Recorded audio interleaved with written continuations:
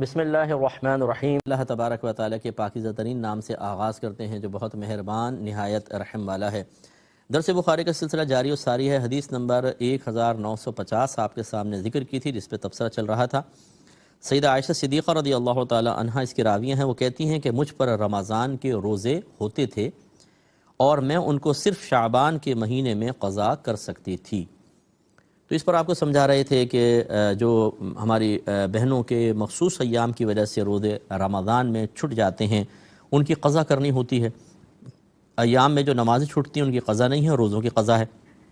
اور یہ قضا جو ہے مطلق عن الوقت ہے۔ یہ پچھلے پروگرام میں لفظ آپ کو سمجھایا تھا، یعنی اس میں اللہ تعالیٰ نے وقت کی کوئی قید نہیں رکھی۔ لہذا یہ جو لوگوں کا خیال ہے کہ جی اگلے رمضان سے پہلے لازم رکھنے ہیں، ایسا نہیں ہے۔ افضل ہے رکھ لیں، لیکن اگر اگلا رمضان آ گیا اور پچھلے روزے رکھنے کا موقع نہ مل سکا تو اس رمضان کے بعد بھی رکھنے ہی ہوں گے۔ اب ہماری والدہ سیدہ عائشہ صدیقہ رضی اللہ تعالی عنہا فرماتی ہیں کہ یہ روزے میں سارا سال نہیں رکھ پاتی تھی، شعبان میں رکھ سکتی تھی۔ اور اس کی وجہ ہم نے آپ کو بتائی کہ سارا سال میں نبی کریم صلی اللہ علیہ وسلم کو کسی بھی زوجہ مبارکہ کے پاس جانے کی حاجت ہو سکتی تھی، اور آپ جب گھر میں داخل ہوتے، میں پچھلے پروگرام میں پورا اس پہ سمجھا چکا ہوں، آپ یوٹیوب وغیرہ پہ دیکھ لیجئے گا، ہمارا یہ پروگرام ڈلتا ہے ایئر وائی کی طرف سے، تو لازم تاکہ ربط قائم ہو آپ کا کہ سرکار جب حجرے میں داخل ہوتے تھے تو بحیثیت شوہر کے داخل ہوتے تھے، اور ایسا نہیں ہے کہ وصف نبوت کو ہٹ جاتا تھا، وہ بھی ہے، لیکن اب شوہر کی حیثیت سے، اسی لیے ان کے زوجین کے اور آپ کے درمیان جو معاملات تھے وہ ایک شوہر اور زوجہ والے ہوتے تھے۔ تو اب سیدہ عائشہ صدیقہ رضی اللہ تعالیٰ عنہ دیگر ازواج بھی اس چیز کا خیال کرتی تھیں کہ شوہر کو کسی بھی وقت اپنی زوجہ کی حاجت ہو سکتی ہے، اور یہ شوہر کا حق ہے، اور شوہر کا حق عبادت کی ادائیگی سے بہت زیادہ افضل اور اولیٰ ہوتا ہے، بشرطے کہ فرض ادائیگی نہ ہو۔ جیسے ادا نماز ہے، اب اس میں شوہر چاہتا ہے کہ زوجہ میرے پاس بیٹھے اور نماز ہی قضا ہو جائے، یہ تو اطاعت نہیں کی جائے گی۔ اسی طرح شوہر چاہتا ہے کہ رمضان میں روزے نہ رکھے بیوی، فرض روزے، اور شاید مجھے حاجت ہو جائے، اس کا اعتبار نہیں کیا جائے گا۔ لہذا میں نے آپ کو پچھلے پروگرام کے لاسٹ میں سمجھانا چاہا تھا کہ نفلی روزے ہوں یا نفل نماز ہو یا یہی قضا کے روزے، رمضان کی قضا کے روزے، کیونکہ ان میں تو کوئی وقت ہی نہیں ہوتا نا، جب کبھی آپ زندگی میں رکھ لیں۔ اس میں شوہر کی دلجوئی، اس کے جذبات، احساسات اور فیلنگز کا عورت کو خیال کرنا ہوگا۔ اگر نہیں کریں گی تو گناہ گار ہوں گی، اور ایسی عبادت یاد رکھیں مقبول نہیں ہوگی۔ حکم حدیث یہی ہے۔ اس سے ہماری وہ بہنیں درس حاصل کریں جو دن میں نفل روزے رکھ کر یا رات کو اٹھ کے نمازیں پڑھیں، اور شوہر کو حاجت ہے بیچارہ، وہ اس لیے نہیں بول پا رہا کہ یار میں بولوں گا تو یہ مجھے کہے گی کہ آپ میری عبادت کی راہ میں رکاوٹ بن رہے ہیں، تو وہ خاموش ہے، یا بول رہا ہے تو بیوی لڑ جھگڑ رہی ہے کہ آپ مجھے روزے سے روکنا چاہتے ہیں، آپ مجھے نماز سے روکنا چاہتے ہیں۔ یاد رکھیں ایسی بہنیں شدید گناہ گار ہیں، بلکہ میں یہ کہوں کہ گناہ کبیرہ کی مرتکبہ ہیں تو بے جانا ہوگا۔ اس لیے میں اپنی محترم بہنوں سے گزارش کرتا ہوں کہ ناراض ہوئے بغیر شیطان کی چالوں اور مکاریوں اور فریبوں کو سمجھیں۔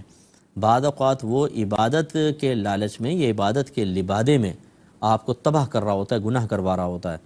لڈو کے اندر زہر رکھ کر گویا کہ آپ کو کھلا رہا ہے، جس پہ چاندی کا ورق چڑھا ہوا ہے اور خوبصورت خوشبو آ رہی ہے، اور آپ کھا لیں، لیکن جب وہ اندر کا زہر اندر پہنچے گا تو تباہ کر دے گا۔ اس لیے اچھی طرح یاد رکھیں کہ کوئی بہن، ایک ایسی خاتون ہے مثلا شوہر کو خاطر میں نہیں لاتی، رات کو اٹھ کے نمازیں پڑھتی ہیں، دن میں روزے رکھتی ہیں، اور ایک بہن ایسی ہیں کہ شوہر کی دل جوئی، ان کے جذبات، احساسات اور فیلنگ سے خیال کرنے میں انہیں نفل عبادت کا موقع ہی نہیں مل سکتا۔ میدان محشر میں آپ یہ دیکھیے کہ یہ بہن جس نے شوہر کی دل جوئی کا سامان کیا، یہ اعلیٰ مقام پاری ہوگی اور جنت میں جائے گی۔ اور یہ تہجد گزار اور نفل روزے رکھنے والی جس نے ان کی وجہ سے شوہر کے جذبات، احساسات، فیلنگز کو ٹھیس پہنچائی، بلکہ اس کو حقیر سمجھا، بلکہ اس کو طعنہ دینے کے قابل سمجھا، بلکہ اس کو باتیں سنانے اور گھور کر دیکھنے کے قابل سمجھا، یہ اللہ نہ کرے، میں پھر بھی یہ لفظ استعمال کرتا ہوں، اللہ نہ کرے وہ جہنم میں جائیں گی اور ساری عبادت منہ پہ مار دی جائے گی۔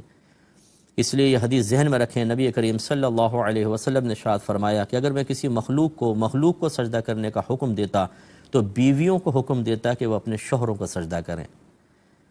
تو اب بعض ہماری بہنیں اس پر بھی ایسا ہوتی ہیں کہ وہ ایسی، یعنی نبی کا کلام ہم سنائیں، ہم انہیں قرآن و حدیث کا نچوڑ سنائیں، وہ اس کو نہیں دیکھیں گی کس کا فرمان ہے، کس نے کہا ہے، ان کی اپنی ایک سوچ ہوگی۔ دیکھا نا، مرد ہے نا، مردوں کی فیور کی بات کر رہے ہیں، یعنی عورتوں کو تو کچھ کرنے ہی نہیں دیں گے یہ لوگ۔ آپ ہو سکتا ہے کہ اس طرح کے دو جملے کہہ کے کسی کی نصیحت اور ہدایت کو ٹھکرا دیں جو قرآن و حدیث کا نچوڑ ہو۔ نتیجہ کیا نکلے گا؟ ہو سکتا ہے دنیا میں کوئی بھی آپ کو کچھ بھی نہ کہے، بھئی ٹھیک ہے، ہاں تم صحیح کہہ رہی ہو، 10 تائید کرنے والی مل جائیں گی، لیکن قبر میں تو آپ نے تنہا جانا ہے نا۔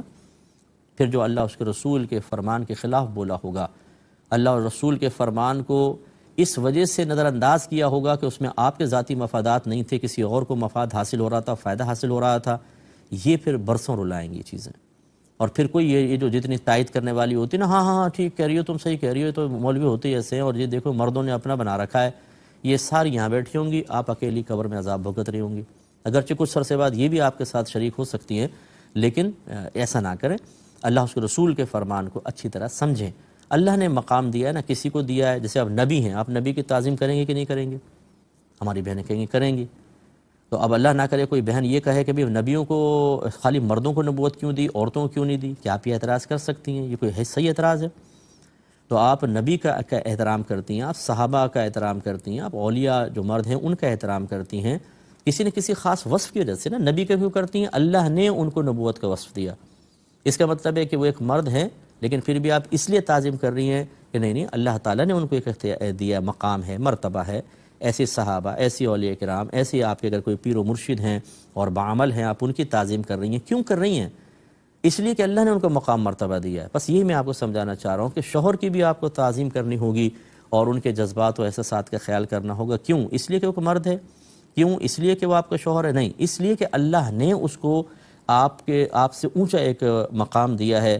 شوہر عورتوں سے زیادہ مقام رکھنے والے ہیں، اور جس طرح آپ یہ نہیں اعتراض کر سکتی کہ ان نبی کو نبوت کیوں دی، مجھے کیوں نہیں دے دی، اس صحابی کو صحابیت کیوں ملی، مجھے کیوں نہیں ملی، ان ولی کو ولایت کیوں مل گئی، مجھے کیوں نہیں ملی، اس پر آپ بالکل راضی رہتی ہیں۔ ایسے ہی اس پر بھی اعتراض کا حق حاصل نہیں کہ عورتوں کو محکومہ کیوں بنایا، مرد کو حاکم کیوں۔ یہ اللہ کی تقسیم ہے، اللہ تعالیٰ بہتر جانتا ہے کس کو کیا چیز دینی ہے کیا نہیں، ہم اس کے بندے ہیں۔ اب بعض چیزوں میں دیکھیں عورتیں مردوں سے زیادہ مطلب مقام و مرتبہ رکھتی ہیں کئی چیزوں کے اندر، تو اب یہ تو نہیں ہے کہ مرد اس پر اعتراض کرے، وہ غلط ہوگا۔ یعنی ماں کا دیکھیں، نبی کریم صلی اللہ علیہ وسلم سے ایک صحابی نے پوچھا، یا رسول اللہ صلی اللہ علیہ وسلم مجھ پہ سب سے زیادہ حق کس کا ہے؟ فرمایا آپ کی والدہ کا۔ عرض کی اس کے بعد؟ فرمایا آپ کی والدہ کا۔ کہا پھر؟ فرمایا آپ کی والدہ کا۔ کہا اس کے بعد؟ فرمایا آپ کے والد کا۔ اب دیکھیں ماں کو حق کے اعتبار سے باپ سے 3 گنا زیادہ رکھا ہے، لیکن جب اسی ماں اور باپ کو سامنے رکھے تو حق کے اعتبار سے شوہر کو بیوی پہ غلبہ دیا ہے۔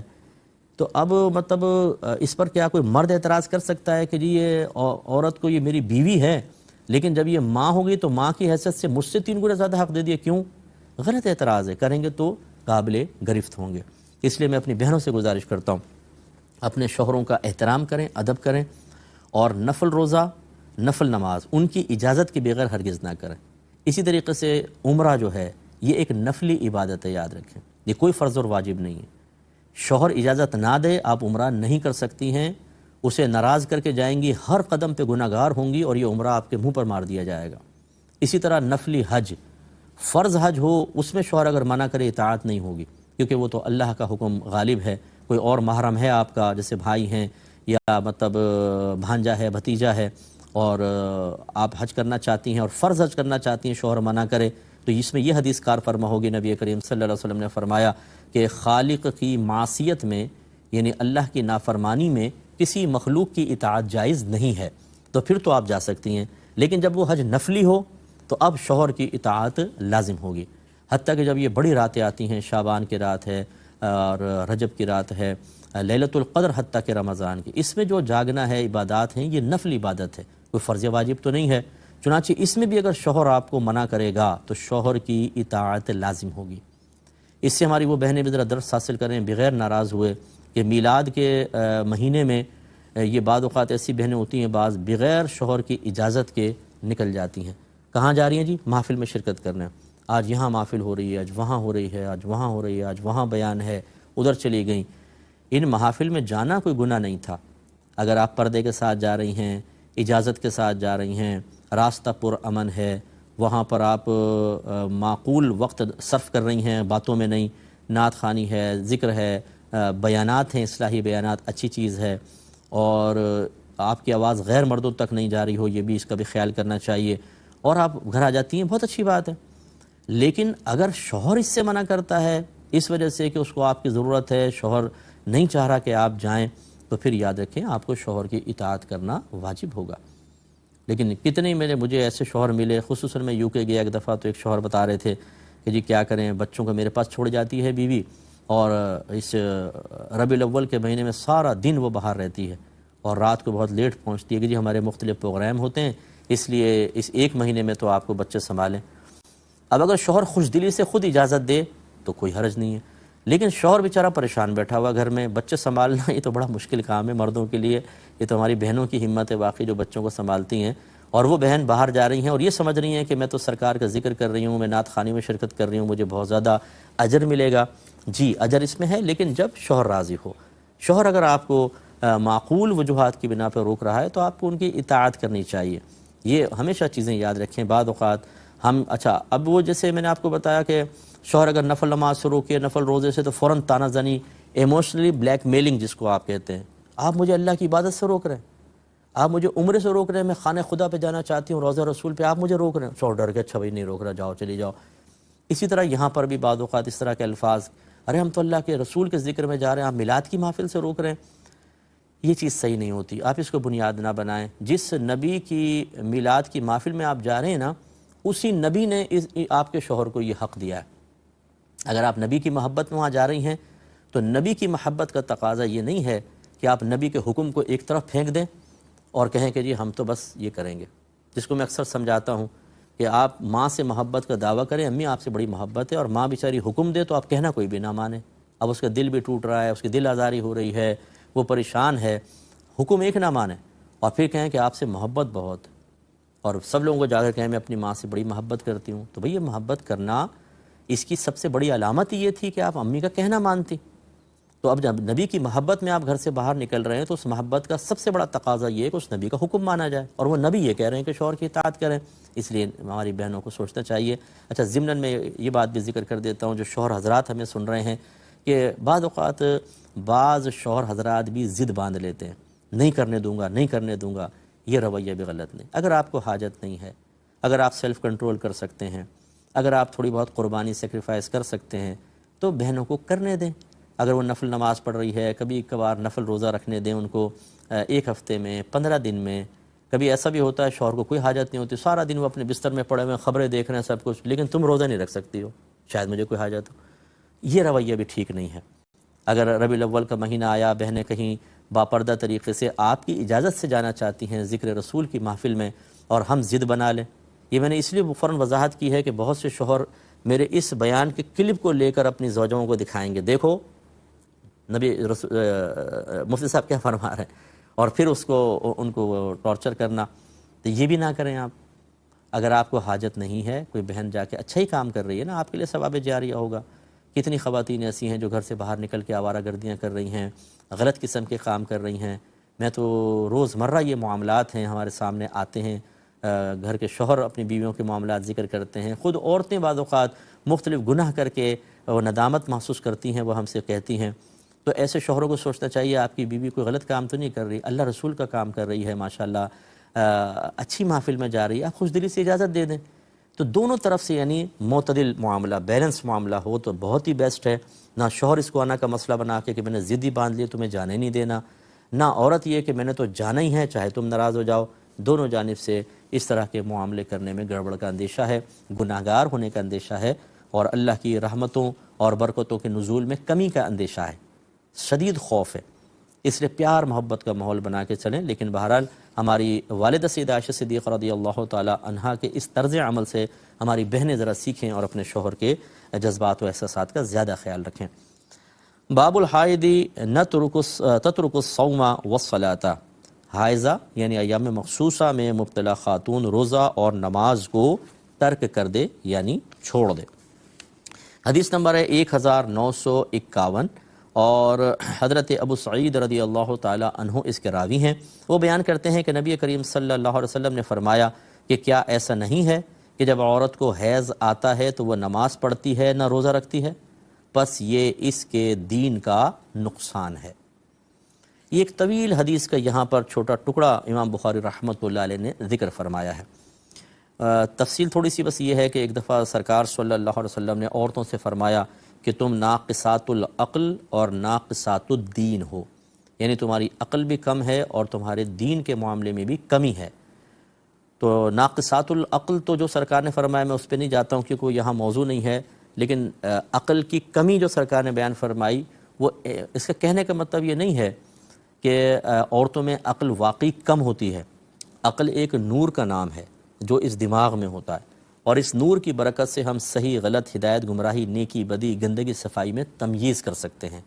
یہی نور جب جانوروں کو حاصل نہیں ہوتا تو آپ یہ دیکھیے کہ ایک جانور اپنی ہی ماں کو ٹکر مار رہا ہوتا ہے، اپنے باپ کو ٹکر مار رہا ہوتا ہے، گندی نالی سے پانی پی رہا ہوتا ہے، کچرے کے اندر گندی جگہوں پہ اپنا منہ مار رہا ہوتا ہے، اور وہ کھارا پی رہا ہوتا ہے، گندی جگہ پر بیٹھ جاتا ہے، کیونکہ نور عقل نہیں ہے، اس کو یہ تمیز نہیں ہے کہ کیا صحیح ہے، کیا غلط، کیا گندہ ہے اور کیا صفائی۔